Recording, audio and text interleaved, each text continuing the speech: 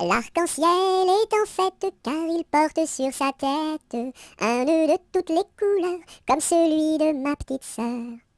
Violet, indigo, bleu, vert, jaune, orange et rouge, l'arc-en-ciel est en fête, les couleurs sont sur sa tête. Pour commencer la leçon, j'ai pris les représentations initiales des enfants. Je leur ai demandé ce que la couleur était pour eux, et toutes les réponses se sont basées sur le nom d'une couleur. Donc j'aurais pu trouver une situation de problème, les mettant plus dans une situation de recherche où il y aurait eu un conflit cognitif. Après avoir pris leur représentation initiale, je leur ai annoncé que j'allais leur lire une histoire. L'histoire, c'était Les Trois souris peintres. Pendant l'histoire, je me suis arrêtée au milieu pour pas leur donner directement les réponses du mélange obtenu. Et je leur ai annoncé qu'ils allaient essayer de le trouver eux-mêmes en faisant des expériences. Il était une fois 3 petites souris blanches. Avant de réaliser les expériences, je les ai rassemblées à table de manipulation où tout le matériel était déposé. Je leur ai expliqué les consignes de chaque atelier et j'ai formé les groupes. Je vais placer 2 couleurs à la fois ensemble. Par exemple, je commence par bleu et jaune. Les consignes étaient données petit à petit aux enfants. Je laissais un temps entre chacune des explications pour qu'ils puissent les intégrer. Et je montrais les actions à faire en insistant bien sur les détails, comme par exemple le fait de ne placer que 2 Smarties par gobelet. Le orange, tu as déjà, c'est pas celui-là que tu dois prendre. Le orange, tu l'as pas, Yael. Tu l'as déjà fait? Ici, rouge et... Ok, ça y va. Le mauve. Donc tu as utilisé quelle couleur? Il a fait du jaune et du bleu. Donne quoi? Du vert. T'as mis jaune, Mathéo? Jaune et bleu. Mais ça fait du vert.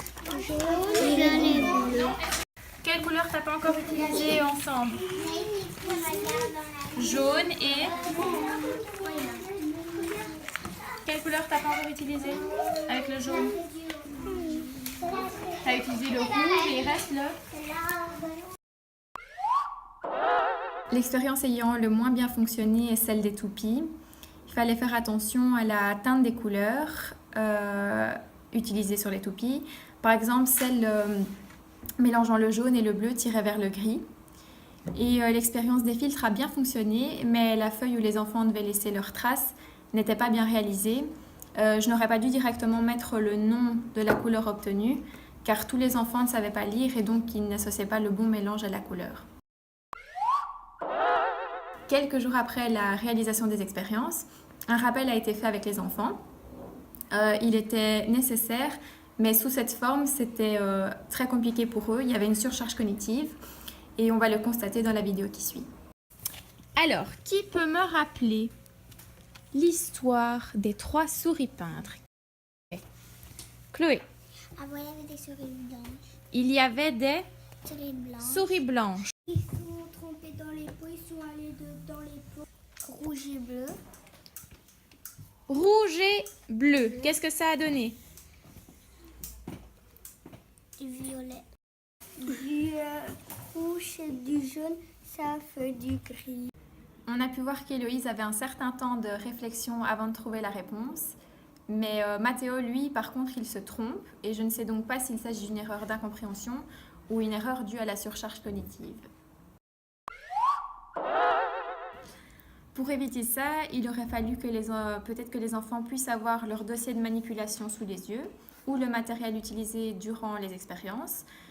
Comme ça, ils ne se seraient pas trompés et en cas d'oubli, ils auraient pu à nouveau manipuler pour avoir l'image dans leur tête. Une fois le rappel des expériences fait, j'ai relu l'histoire des 3 souris peintres dans son entièreté afin que les enfants puissent vérifier leur découverte. Nous avons à nouveau verbalisé ce que donnait chaque mélange des couleurs pour qu'ils puissent réaliser leur synthèse de manière autonome. Et alors je suis passée chez certains d'entre eux pour encore les faire verbaliser de manière individuelle ce qu'ils étaient occupés de faire. Regardez! Des pattes bleues dans une tache rouge, cela fait du violet. Rouge, bleu, jaune, ce sont les couleurs primaires. On a obtenu quelle couleur avec ces couleurs-là? Du vert, du orange et du violet. Ces couleurs-là, comment est-ce qu'elles s'appellent? Ce sont les couleurs secondaires. Jaune plus bleu égale vert. Très bien. Dans l'ensemble, la leçon s'est bien déroulée. J'ai trouvé que partir d'un album jeunesse avec les enfants, c'était une chouette mise en situation, et c'était attrayant pour eux et motivant. J'ai pu voir qu'ils avaient bien compris le mélange des couleurs primaires pour obtenir les couleurs secondaires, parce qu'ils ont su faire leur synthèse seuls, sans avoir besoin de mon aide. Par contre, la séance où ils réalisaient les expériences était assez difficile à gérer, parce que je ne savais pas intervenir chez tous les enfants qui avaient des questions ou qui faisaient des erreurs. Et cette leçon-là s'est faite l'après-midi, mais elle a causé beaucoup de bruit. Du coup, ça aurait été peut-être plus intéressant de la réaliser du matin ou après la récréation de 10 heures pour éviter cette nuisance sonore. Dans le cadre de mon stage en première année, j'ai dû préparer une leçon sur les couleurs primaires et les couleurs secondaires. Cette matière avait déjà été abordée en troisième maternelle, mais comme elle remontait à loin dans le temps, ma maître de stage souhaitait que je repropose une séquence qui respecterait les étapes de la démarche scientifique et qui ferait intervenir un album jeunesse, en l'occurrence celui que j'ai choisi et qui s'intitule Les 3 souris peintres. À quoi ça vous fait penser? À quoi vous pensez? L'histoire, elle va raconter quoi? Il était une fois 3 petites souris blanches sur une feuille de papier blanc. Et la souris bleue, elle a été dans quel pot?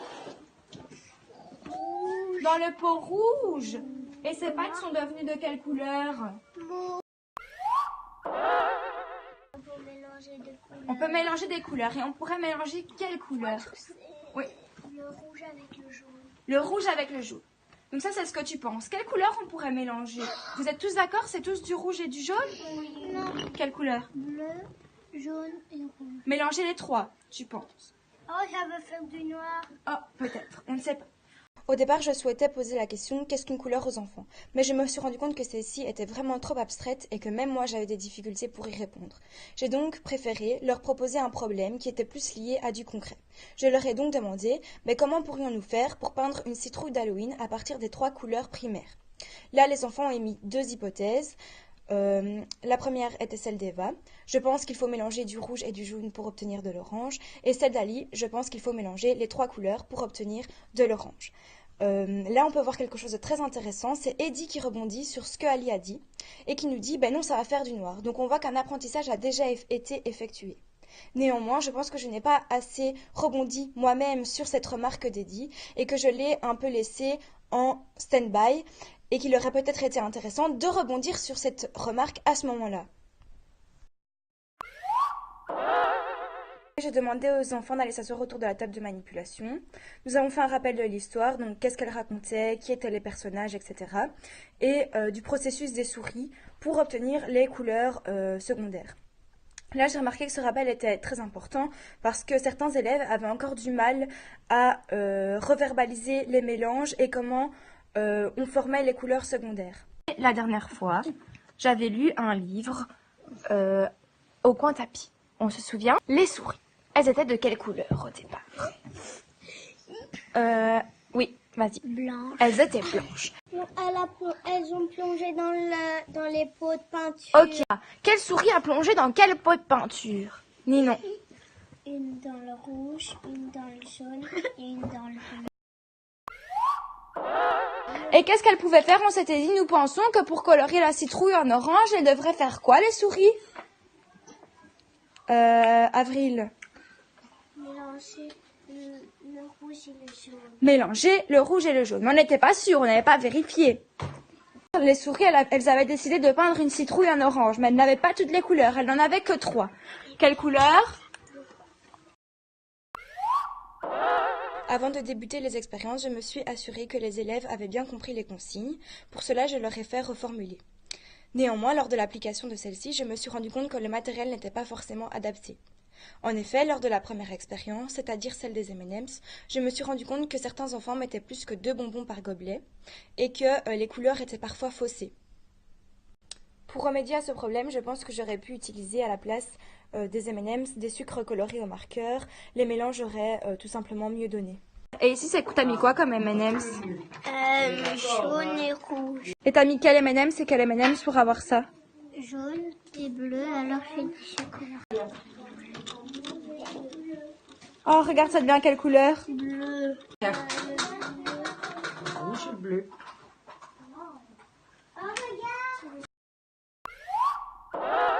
Après avoir réalisé les expériences, j'ai proposé aux élèves de garder une trace de ce qui avait été fait, donc de leur travail.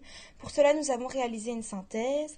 La feuille était la même que celle de Céline et n'a pas vraiment posé de problème. Les élèves se souvenaient des 3 couleurs primaires et des mélanges qu'il fallait faire pour obtenir les couleurs secondaires. Et cette feuille m'a permis de faire un retour sur l'hypothèse de départ et de voir que leur hypothèse était la bonne. Alors Camille, je trouve que tu dois faire attention à ton vocabulaire.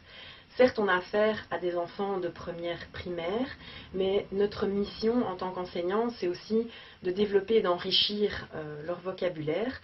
Je trouve que tu as parfois tendance à utiliser des termes trop puérils, donc veille peut-être à reformuler tes questions, tes phrases, même quand ce sont des tout petits.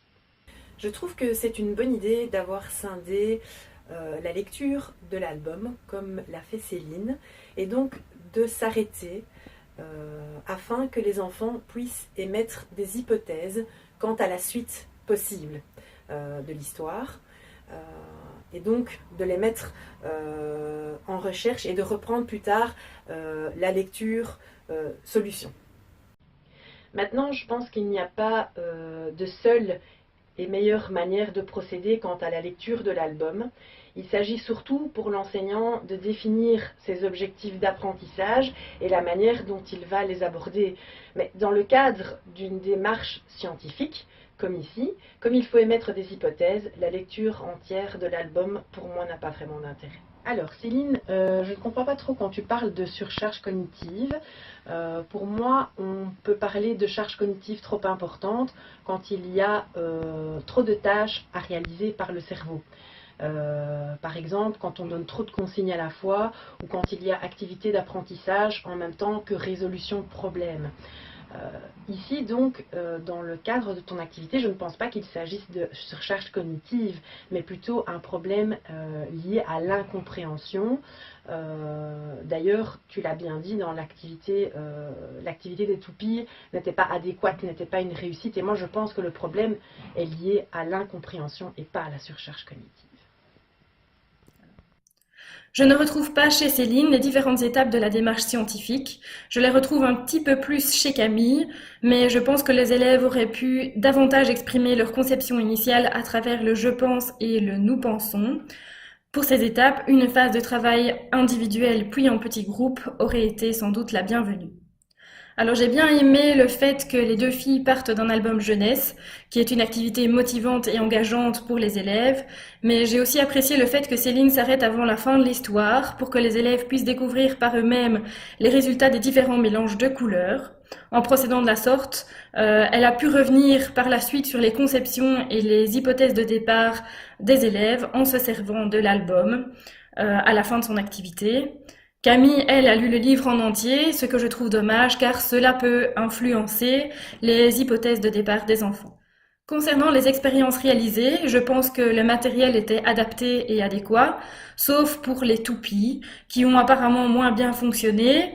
Je pense qu'effectivement, les couleurs des toupies doivent être vraiment très précises pour que les mélanges s'effectuent bien, et la psychomotricité fine des enfants n'étant pas encore très développée à cet âge, ils avaient des difficultés à pouvoir tourner leur crayon à la bonne vitesse.